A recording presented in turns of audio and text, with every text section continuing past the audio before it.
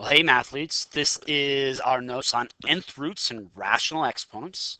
So our question we're looking at today is how can we use rational exponents? So when we think about rational exponents, we should be thinking about, well, if we have some number, our exponent is going to be rational. Okay, so how can we use a rational exponent to represent a power involving a radical? So how can we represent this as 2 to some radical power? Okay, what we're going to see here in an answer with this question is that our numerator of our fraction, okay, is going to be our power, and our denominator of our rational exponent is going to be the root of our radical. Okay, but let's go ahead and do some more investigation with this.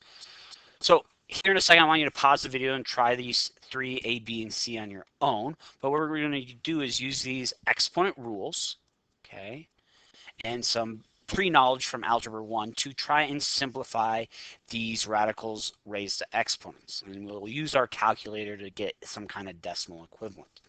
So what we're going to see here in this example here, so if we have 5 to the 2/3 power, okay, what we want to understand is that that is the same as 2 times 1/3. Remember that our power rule for exponents says that if we have a power to a power, then we multiply them. So that's a to the x times y. So we know that 2 times 1/3 is 2/3. Okay. Well, using our fractional exponent rule, okay, which we're unpacking in this lesson, we can say that things with a power, our denominator being 3, that is going to be the root of our radical. Okay, so if we want to do 5 to root 3 squared, so let's go ahead and look at our calculator. Okay. And so if I want to do, so a root is going to be in my math options there. So if I want a root 3, I got an option 4. Okay, so root 3 to the 5th power, and then I'm going to square that. So I can see that that's 2.92. So go ahead and pause your video and try the next two.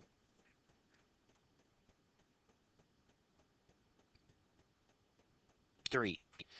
So hopefully you tried all 3 of them, but here we go. I'll go ahead and work these 3 so we can see 8 to the 2/3, okay, is going to be, so our 2 is going to be our power, and 3 is our root. So 3 root 8, and then this whole thing is squared. Well, I know the cubed root of 8 is 2, so then 2 squared is equal to 4.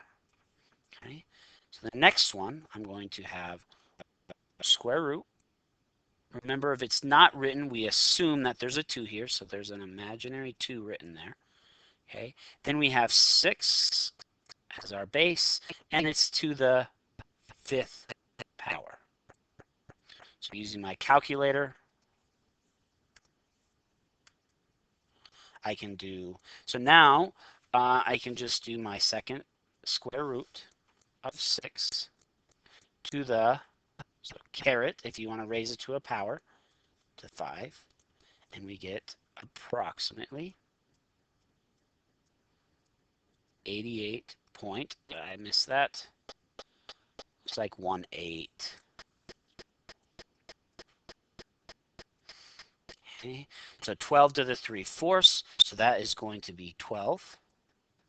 My root, or my radical, is with a 4 there, and a power of 3. So, calculator.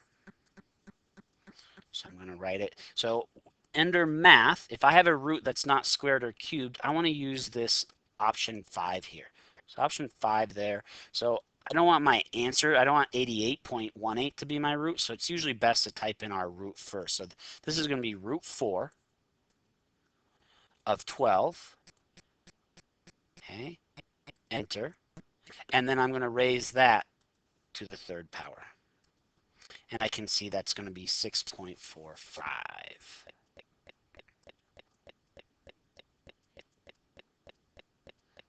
So hopefully you got something similar to those. Okay, so our core concept today is the nth root of a. So if we look at these, the big thing we want to do is try and base this off what we know. So think about our root, like think about a square root. So a square root, right? We assume that this value is a 2 here if it's not written. So when we took a square root of things, think about the answers that we got. So if our a, okay, if our a was a number that's less than 0, so that means a is negative, okay? Remember, we got no real roots. We got complex roots. We got numbers like I in there, okay? But there's no real roots, okay? If our a value is 0, there's one real nth root, and the square root of 0 is 0. So we're trying to explain this now in Algebra 2. We're expanding that not all our roots are going to be 2. So this is for any even integer root, okay? So now if our a is greater than 0, we should know that we have 2 real roots, okay, plus or minus, okay, the nth root, okay, and we can write that nth root as a fractional exponent as well. This is analogous to thinking, well, if we let n be equal to 2, a square root, and our a was equal to 5, okay, if I did, what is the square root of, sorry, I want to use 25. 25.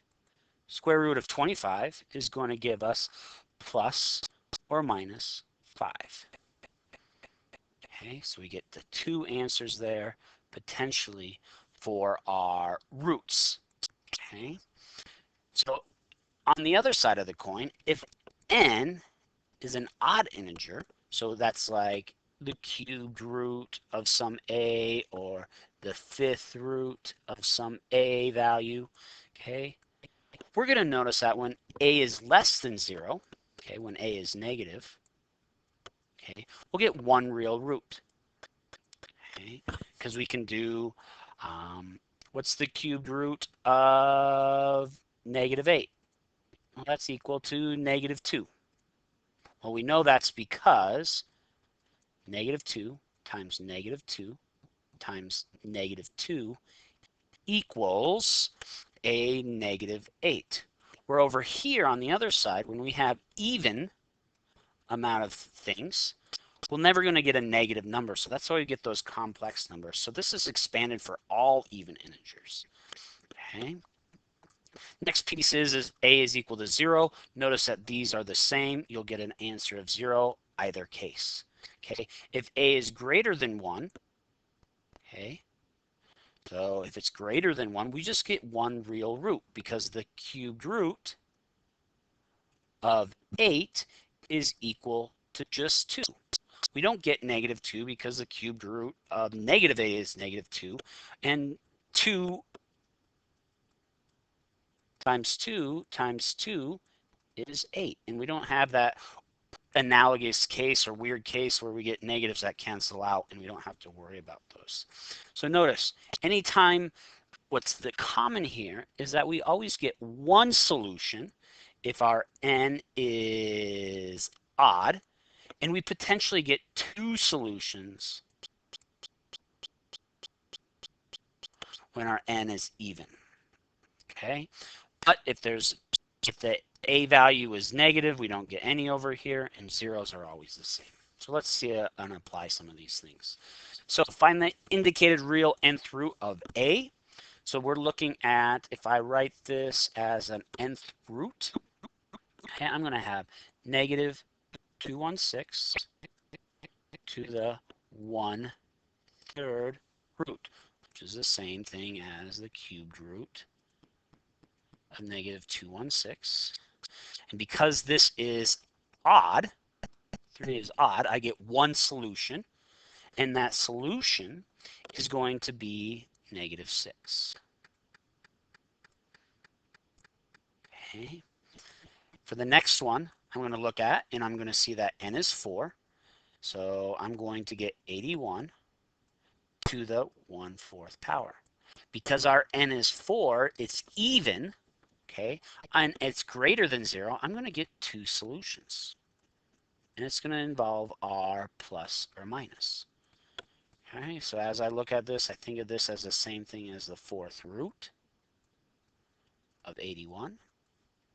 And that's going to be equal to plus or minus and plus or minus 3. Okay. So notice we get those two solutions there. So another core concept today is our rational exponent. We've been talking about that. Let a 1 over n be the nth root of a, and let n be a positive integer. That when we write this, we can think as our numerators of our rational exponent is going to be a power. Okay, it makes it larger. Okay, and we can think of things in our denominator. So I want to change color. Things in our denominator are ending up to be a fraction, or things that make it smaller, a root. Okay, applying this is kind of arbitrary that we need to write this, but just remember that anything with a negative power just drops it down into the denominator. So this ends up all being just the same with it being over 1. Okay. So evaluate each expression. So 16 to the 3 over 2. So if I evaluate that, I get I first rewrite it, and I know 16 goes here. My denominator is my index on my radical, and then 3 is my exponent. It makes it larger. So the square root of 16 is 4, and 4 cubed is equal to 64. Okay. Now 31 to the negative 3 to the 5th. So I write, so because it's negative exponent, I'm going to write this over 1. And then I assume that the 3, so then I have 32 here.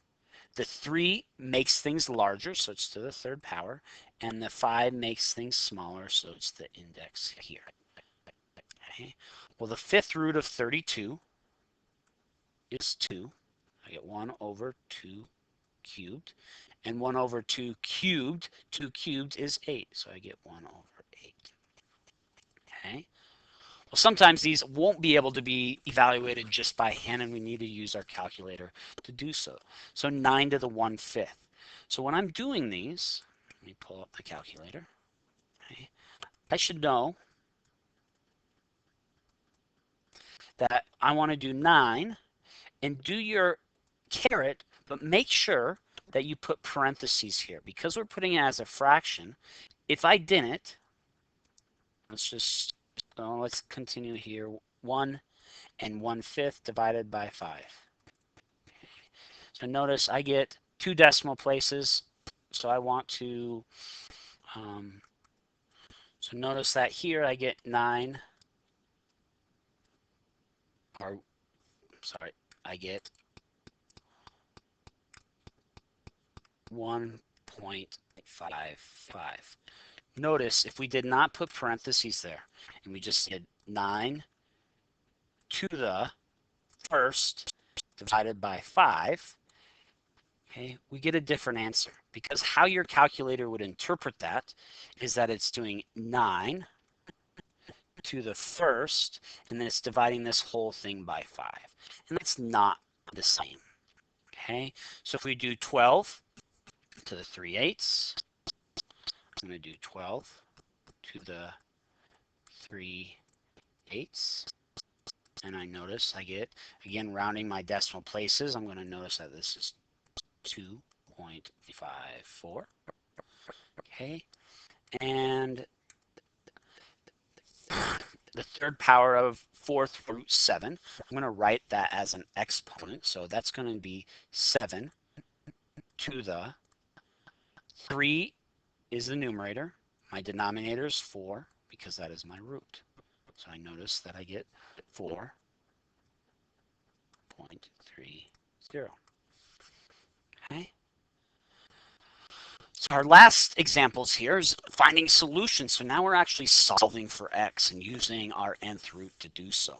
Okay, so what I want to do here is just isolate x. So first thing I'm going to do is identify, I'm trying to get this term by itself first before I'm ever going to apply any of my roots or rational exponents. Okay, so I divide both sides by 4. I divide both sides by 4. I get x to the fifth equals 128 divided by 4 is 32. Okay. Now, instead of thinking about roots, we really want to transition here to think about rational exponents. So my goal is to get x equal by itself. So remember, that has an x to the first power. So in order for me to get x to the fifth power to be 1, I need to raise it to a 1/5 power because of my exponent rules that says a to the x to the y is equal to a x times y. So I know that 5 times its reciprocal 1/5 is going to be 1, which is what I want. I need to make sure I do that to both sides. Okay, then we get x is equal to 32 to the 1/5. That's the fifth root of 32. You can use your calculator, but we should know that is 2 because 2 to the fifth is 32. Okay, so on this next example over here, okay, I've already gotten my term isolated and it's to the fourth power. Okay, so here I'm going to make sure I raise this to the 1/4 power and I raise this to the 1/4 power. Okay. Well, now because this is an even root, okay, I need to account for both answers. So 21 to the 1/4 power, okay, if you put it into your calculator, you get 2.14. But remember, that's plus or minus because it's an even root. So we have two problems. So we have a problem now that x minus 3, the left side, is equal to positive 2.14. And then on the right side, so I kind of break it up into two. So this is for the positive one, and this is for the negative one. So x minus 3 equals negative 2.14. Okay, so we go ahead and solve these out. We're going to have to add 3 to both sides. So here I get x equals 5.14 as one solution. If I add 3 over here, I get x is equal to 1.14 as a potential other solution. We saw this when we were using quadratic equations, so using this plus or minus answer.